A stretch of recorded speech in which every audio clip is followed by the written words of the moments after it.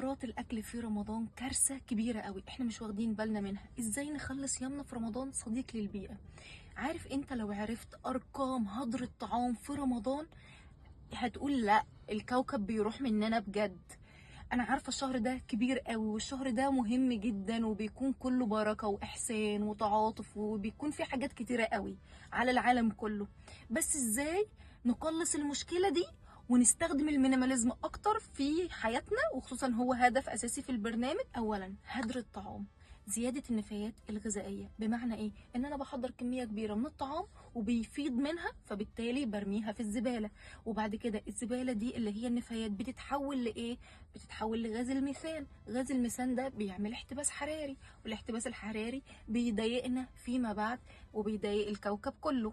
استنزاف الموارد الغذائية، بمعنى الأصح إن إحنا أكتر وجبة بنستهلك فيها الموارد هي اللحوم والفواكه والخضروات.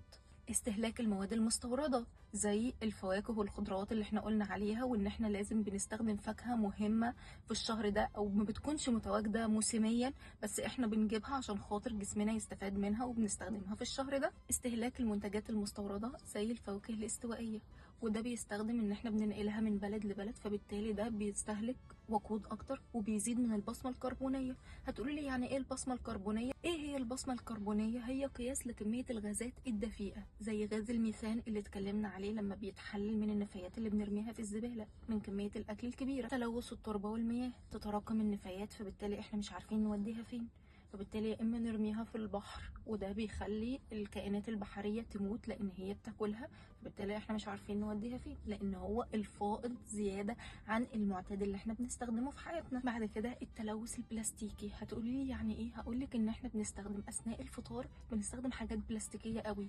اثناء اعداد المائده بنستخدم كوبايات، شواك، معالق، اطباق بلاستيك، فبالتالي لما بيحصل ان احنا بنرميها بعد استخدامها، فبالتالي ما بنعرفش تتحلل ازاي، لان الحاجات البلاستيكيه بتاخد مئات السنين عشان خاطر تتحلل. فيا ريت نستخدم حاجات قابله للتحلل، قابله للتغليف، عشان خاطر فيما بعد نعرف نستهلكها ونستخدمها ونعدمها بالطريقه السليمه. بعد ما قلنا كميه الاضرار والمشاكل دي، ازاي نقلل من التاثير السلبي؟ ازاي ما نهدرش طعام اكتر؟ ازاي نحافظ على بيئتنا؟ اولا اخطط لواجباتي، اعرف اعداد الناس اللي هتيجي العزومه اللي احنا بنعملها، والاكل اللي يفيض مننا نستخدمه مره تانية وفي اعداد وجبات تانية. ممكن الناس تقول لا، ايه اللي بيحصل ده؟ وممكن الاكل بيحصل فيه مشاكل وبتحصل فيه بكتيريا والكلام ده كله. لا، اكون عارفه الحاجات اللي انا هستخدمها فيما بعد في الوجبات التانية، والحاجات اللي انا ممكن اقللها من الوجبات عشان خاطر ما يحصلش فيه تلوث بيئي. تقليل استخدام اللحوم، وهي اهم وجبه في اثناء الفطار، واستخدام اكتر من الفواكه والخضروات اللي موجوده في بلدنا. مش لازم الاستوائيه، مش لازم اللي احنا بنجيبها من بره. نعيش عيشه اهلنا، اسوق بوعي. بمعنى ايه؟ لما انزل اعمل شوبينج اهدى شويه كده على نفسي، والفيزا ارميها خالص، واخد فلوس على قد ما انا نازله، مثلا 2000 جنيه 3000 جنيه الحاجات اللي انا هجيبها خلال اسبوع او اسبوعين، واشتري الحاجات اللي انا هستخدمها بس، واشتري الحاجات القابله للتغليف والاعدام عشان خاطر ما اعملش تلوث بلاستيك. في الشهر ده بتعمل وجبات وبتعمل خير وبتتبرع للناس وبتعمل موائد كتير. بس عايزه اقول حاجه، نعملها بطريقه مخططه عشان خاطر مفيش حاجه تتبقى ونرميها وتسبب لنا مشاكل فيما بعد للبيئه. اخر حاجه عايزه اقولها لكم ان احنا نقدس المينيماليزم، نعمل تبسيط وتخلي للحاجات اللي احنا مش عايزينها. ليه نعمل حاجات احنا مش محتاجينها في اليوم ده؟ نعمل حاجات احنا بس هنستخدمها على قد الاستخدام اليومي فقط لا غير.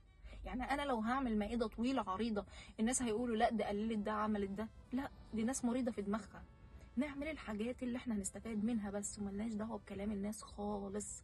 وفي نهايه الفيديو عايزه اقول لكم، انت رايك ايه؟ انت شايف اللي احنا بنعمله ده كارثه ولا ايه بالظبط؟ لو انت شايف الفيديو مهم ابعته لاكبر عدد ممكن عشان خاطر الناس تستفاد، وعشان خاطر يعرفوا قيمه المينيماليزم ويعرفوا قيمه الطعام اللي بيهدروه في الشهر ده.